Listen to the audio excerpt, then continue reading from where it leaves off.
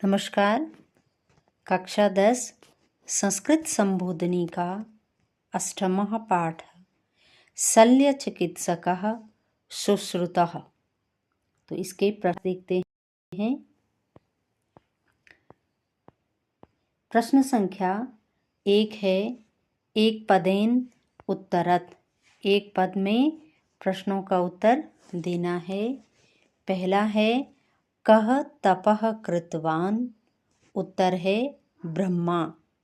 ख गुरोः अभिवादनं कः कृतवान्। उत्तर है शुश्रुत। गौ है भो शिष्यः तव प्रश्नः श्रेष्ठः इति कः उक्तवान्। उत्तर दिवोदासः। घौ है कः रोगिणां रोगनिवृत्तये सर्वदा सक्रियः भवति। उत्तर है उत्तम चिकित्सकः। चौ है सुश्रुतस्य पिता कः आसीत्। उत्तर है विश्वामित्र।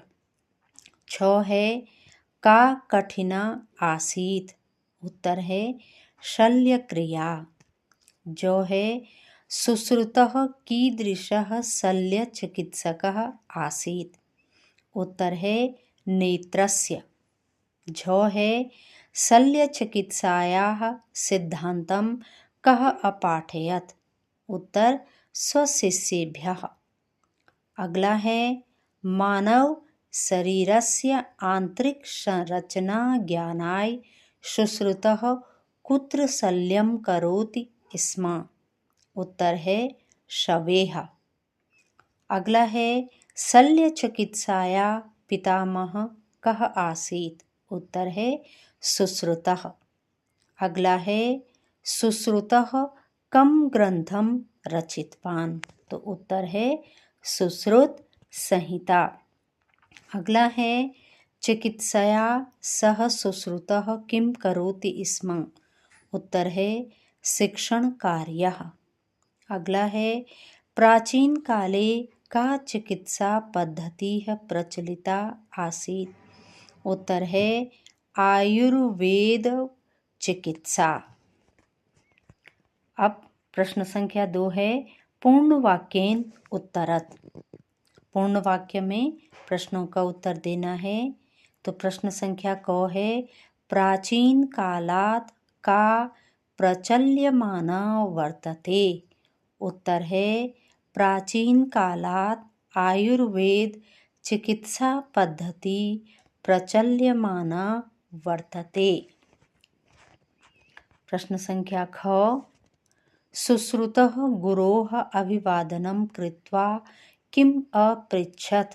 उत्तर है सुश्रुतः गुरोः अभिवादनं कृत्वा अपृच्छत् भो गुरु उत्तम चिकित्सकः कः भवति।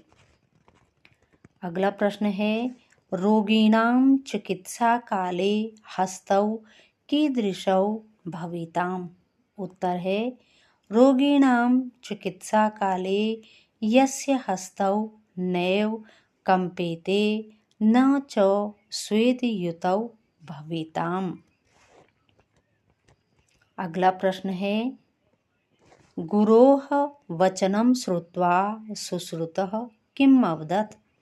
उत्तर है गुरोः वचनं श्रुत्वा सुश्रुतः अवदत् धन्योऽस्मि गुरुवर्यः भवता चिकित्सकानां गुणप्रतिपादनं कृतं।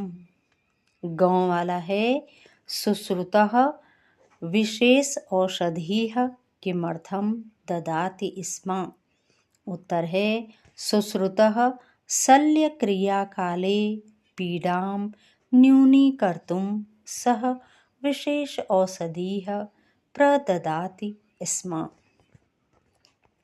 अगला प्रश्न है सुश्रुतः शिष्याणां बोधं कथं कारयति स्म। उत्तर है सुश्रुतः मानव शरीरस्य आंतरिक संरचना ज्ञानाय सः शवे शल्यं कृत्वा स्वशिष्यान् बोधं कारयति स्म। अगला प्रश्न है सुश्रुतेन आयुर्वेदस्य केषु पक्षेषु योगदानं कृतं? सुश्रुतेन आयुर्वेदस्य अन्यपक्षेषु यथा शरीर संरचना, कार्य चिकित्सा, बाल रोग, स्त्री रोग, मनोरोग आदिषु अपि योगदानं कृतम्। अगला प्रश्न है, सुश्रुतः शल्यचिकित्सायाः पितामहः किमर्थं कथ्यते? उत्तर है, शल्यचिकित्साया विविध क्षेत्रेषु योगदानं कृत्वा सुश्रुतः पितामहः इति कथ्यते। झ है, चिकित्साविधा कथं विकासं प्राप्नोत्? उत्तर है, गुरु परंपरा माध्यमेन एषा चिकित्साविधा विकासं प्राप्नोत्। अगला प्रश्न है, एकदा दिवोदासः किं कुर्वन् आसीत्? उत्तर है, एकदा दिवोदासः स्वशिष्यान् आयुर्वेदं पाठयन् आसीत्। अगला है, वयं कथं संपृक्ताः भविष्यामि? उत्तर है, वयं चिकित्साकार्ये संपृक्ताः भविष्यामः। अगला प्रश्न है, सुश्रुतः मानव शरीरस्य आंतरिक संरचनायाः बोधं कथं कथं कारयति स्म? उत्तर है, सुश्रुतः मानव शरीरस्य आंतरिक संरचनायाः सह सवेह शल्यं कृत्वा स्वशिष्यान् बोधं कारयति स्म। अगला है, सुश्रुतस्य चिकित्सा पद्धतिः कथम उपयुज्यमाना वर्तते? उत्तर है, सुश्रुतस्य चिकित्सा पद्धतिः न केवलं तस्मिन् काले अपितु साम्प्रतिके काले अपि तस्याः महत्वेन उपयुज्यमाना वर्तते। प्रश्न संख्या 3 है, निर्देशानुसारम उत्तरत। निर्देश के अनुसार हमने प्रश्नों का उत्तर देना है। पहला है, शाकानाम अत्र का विभक्ति? उत्तर है, षष्ठी विभक्ति बहुवचन। ख है, प्रयोगम इत्यत्र कः उपसर्गः? तो इसमें है प्र उपसर्ग, और प्र उपसर्ग का अर्थ होता है आगे या अधिक। तीसरा है, रचितः इत्यत्र कः प्रत्ययः? इसमें कौन सा प्रत्यय होगा? तो ये हो गई रच धातु, और कत प्रकृति प्रत्यय है। घो है, उपकरणानाम अत्र कः उपसर्गः अस्ति? इसमें है उप उपसर्ग, सन्नादति करण धातु। तपः इत्यस्मिन् पदे का विभक्तिः किं च लिंगम? तपः, इसमें प्रथमा विभक्ति भी है और द्वितीय विभक्ति भी हो सकती है। छ है, एकदा कीदृशं पदम अस्ति? एकदा, यह किस प्रकार का पद है? तो एकदा है, यह अव्यय शब्द है और नपुंसक लिंग है। प्रश्न संख्या 4, क स्तंभस्य शब्दम ख स्तंभस्य शब्देन सह योजयत। तो क स्तंभ के शब्दों को ख स्तंभ से मिलाना है। तो जन्म, प्राप्तवान, शिक्षको अपि, अपाठयत, आयुर्वेदम, आसीत्, ग्रंथः, रचितः और अन्वेषणम कृतम। प्रश्न संख्या 5 है, मंजुषातः शब्दम चित्वा रिक्तस्थानानि पूरयत। ये मंजुषा में शब्द दिए गए हैं, इन्हीं से हमने रिक्त स्थानों की क्या करनी है? पूर्ति करनी है। पहले में आएगा, सृष्टेः आरंभादेव आयुर्वेदस्य अवतरणम अभवत्। दूसरा गुरु परंपरा माध्यमेन एषा चिकित्सा विधा विकासम प्राप्नोत। तीसरा है एकदा दिवोदासः स्वशिष्यान् आयुर्वेदं पाठयन् आसीत्। घो है शल्य चिकित्सा प्रसव क्रिया ज्ञानम अपि सह जानाति स्म। अगला है सुश्रुतः श्रेष्ठः शल्य चिकित्सकः आसीत्। प्रश्न संख्या 6 है पाठाधारेण सत्यम असत्यम इति लिखत। सत्य और असत्य पर आपने टिक लगाना है। तो यहाँ पर ये दिया गया है तो ये सही उत्तर हैं।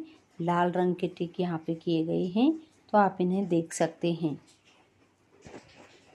अगला है प्रश्न संख्या 7 पाठम पठित्वा निम्नलिखित शब्दानां विलोम शब्दम लिखत।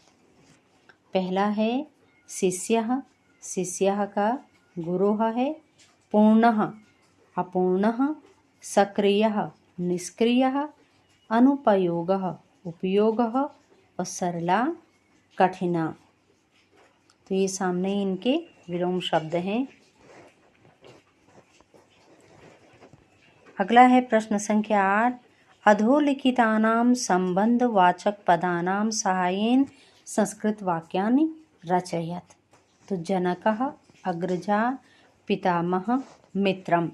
इनसे हमने संस्कृत में शब्द बनाने हैं। तो ये जनकः है, लिखना तो आपको एक है, लेकिन आपकी सुविधा के लिए मैंने यहाँ पे 3-3, 4-4 वाक्य बनाए हैं। तो जनकः जैसे अयम मम जनकः अस्ति। तो ये यहाँ पे मन हो गया है, इसको मम करेंगे आप, प्रिंट में हो गया है ये। तो अयम मम जनकः अस्ति। जनकः गृहे सर्वं व्यवस्थापति। तो इनको अंडरलाइन करेंगे जहाँ जहाँ जनक है। जनकः शिशोः स्वास्थ्यं रक्षति। जनकः पुत्रेण सह वनं गच्छति।